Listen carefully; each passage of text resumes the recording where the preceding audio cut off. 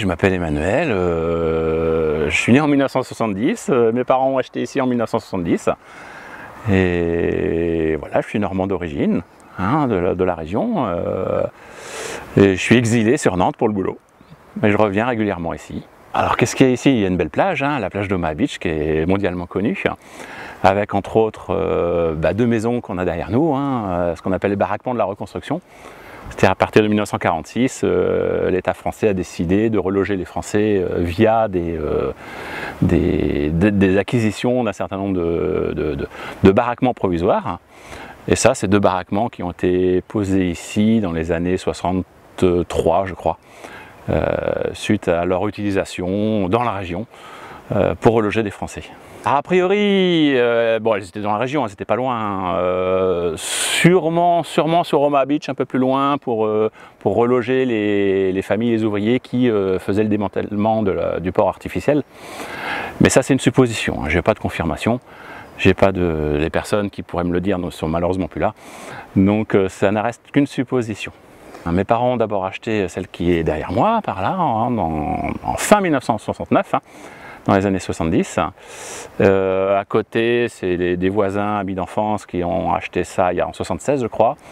Et je l'ai racheté il y a 5 ans, suite à leur souhait de ne plus venir ici. Celle derrière moi, elle a été rénovée il y a 12 ans, je dirais. Et la mienne, donc, il y a 4 ans quand je l'ai rachetée. Hein, j'ai tout rénové comme ça. Ça me permet d'avoir quelque chose de neuf pour les 30 ans à venir. Moi je suis né en 70, mais elle était déjà surélevée, il n'y a pas eu de surélévation. Il y a eu quelques ajouts qui ont été faits, une buanderie sur la droite de cette maison-là, et une terrasse à l'arrière de l'autre maison. Mais c'est tout, elles sont vraiment dans ces volumes-là, quoi, hein. Donc surélevées sur un sous-sol en moellon, quoi, de garage.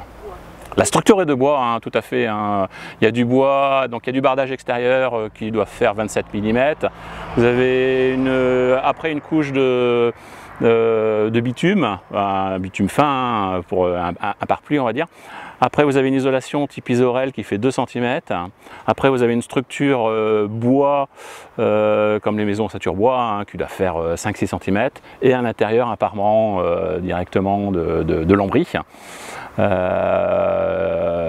Qui n'était pas entre guillemets, hein. Ça j'ai retrouvé parce que quand j'ai fait ma rénovation, j'ai ouvert des fenêtres, donc j'ai retrouvé l'ossature.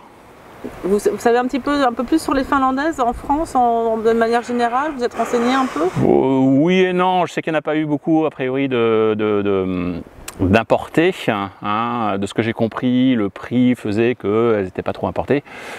Après voilà, il y en a quelques-unes, j'arrive à en voir quelques-unes à droite à gauche. Mais de ce que j'ai entendu dire, elles ont en majorité fini dans un champ à pourrir, hein. Quand elles ont été revendues, beaucoup d'agriculteurs entre guillemets les ont rachetées pour faire des baraques pour les animaux, et ça a fini par faire du feu.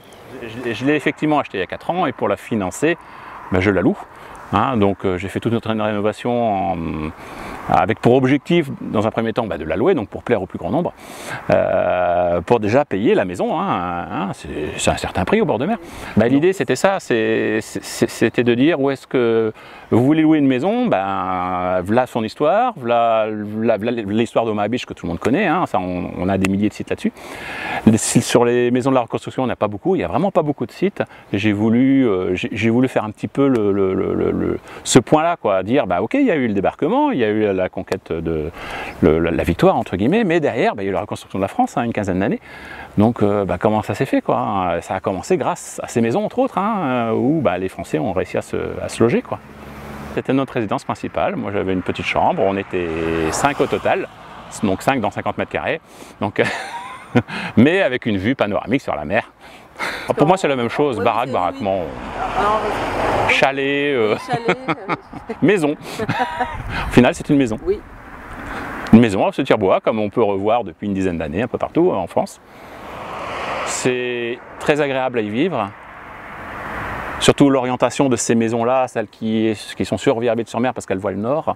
Donc on n'est pas ébloui par le soleil, on a vraiment une belle vue.